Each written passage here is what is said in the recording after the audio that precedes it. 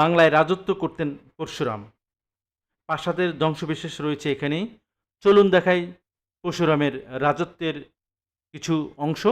পরশুরামের প্রাসাদ পরশুরামের প্যালেস নামে পরিচিত। আজকের এই ভিডিওটা থাকছে তাকে নিয়ে।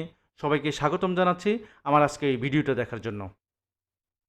পুরনো পরশুরামের কথা তো সবাই জানেন। কয়েকদিন আগেই তার জন্মতিথি পালন করা হচ্ছে বেশ গোটাকরি। কিন্তু পরশুরাম যে বাংলায় রাজত্ব করেছেন, পরশুরাম যে বাংলায় বাস করেছিলেন, সে হদিস অনেকেই রাখেন না। এই হচ্ছে পরশুরামের প্রাসাদ নামে পরিচিত পরশুরামের প্যালেস। বাংলাদেশের মহাস্থানগড়ের সন্ধান পাওয়া গিয়েছে তার এই প্রাসাদ। অবশ্যই এই পৌরাণিক যুগের কথা নয়, দ্বাদশ শতকের মহাস্থানগড়ে রাজত্ব করতেন পরশুরাম। আর তার প্রাসাদের হদিশ মিলেছে গত শতকের, অর্থাৎ 1961 এবং 1955 সালে তিনবার খনন কার্য করা হয়েছিল এই প্রাসাদের। খনন কার্যের ফলেই আবিষ্কৃত হয়েছিল এই প্রাসাদটি। এই ভবনটির সম্পর্কে বিস্তারিত প্রত্নতাত্ত্বিকরা আলোচনা করতে পারেনি। তবে এখন পর্যন্ত যে পরশুরামের প্রাসাদ আবিষ্কৃত ইতিহাস সম্পর্কে ইতিহাসবিদগণ তেমন তথ্য দিতে পারেনি, সম্ভবত শুধু জলশ্রুতি। 1080 থেকে 1125 সাল পর্যন্ত মহাস্থানগড়ের রাজা ছিলেন নীল। তিনি ছিলেন পাল রাজা নলের ছোট ভাই। এই সময়ে দক্ষিণাত্যের শ্রীক্ষেত্র থেকে বাংলায় আসেন এক অভিশাপগ্রস্ত ব্রাহ্মণ।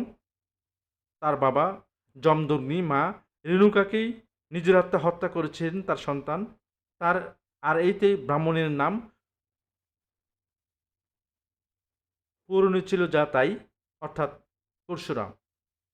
প্রথমে নল এবং নীল নামক দুই ভাইয়ের মধ্যে মীমাংসা কাজ শুরু করেন পরশুরাম। ক্রমশই তাদের প্রতারিত করেই নিজেই রাজ সিংহাসনে বসেন। তবে তার এই রাজ সিংহাসন রাজত্বকাল বেশি দিন টিকে নেই। এর মধ্যে ইসলাম প্রচারের উদ্দেশ্যে, ধর্মীয় প্রচারের উদ্দেশ্যে আসেন শাহ সুলতান মহিষাওয়ান। শাহ সুলতান বলখি মহিষাওয়ান এখানে এসেই পরশুরামের সাথে যুদ্ধ লিপ্ত হন, তার রাজত্ব দখল করেন। তখনই পরশুরামের সমাপ্ত ঘটে। তবে পরশুরামের প্রাসাদের নামে যেই পরিচিত তা পুরোটাই পাল রাজত্বকালের সময় তৈরি নয়। একেবারে উপরের স্তরটি কিছুতেই অষ্টাদশ শতকের আগে তৈরি নয় ইতিহাসবিদরা মনে করেন। ইতিহাসবিদরা আরও মনে করেন এখান থেকে কোম্পানির শাসনের সময়কার মুদ্রা পাওয়া গিয়েছে, আর তার মাঝে স্তরটি তৈরি হয়েছে সম্পূর্ণ সুলতানি আদলেই। তবে একেবারে নিচের স্তরটি বেশ প্রাচীন এবং তার গঠনশৈলীর সঙ্গে পাল যুগের স্থাপনা যথেষ্ট মিল পাওয়া যায়। এই স্তরটি আবিষ্কৃত হয়েছে 1995 সালে। এটা ইতিহাসবিদদের ধারণা। আপনারা দেখছেন পরশুরামের প্রাসাদ, পুরোটা জুড়ে পরশুরামের প্রাসাদ।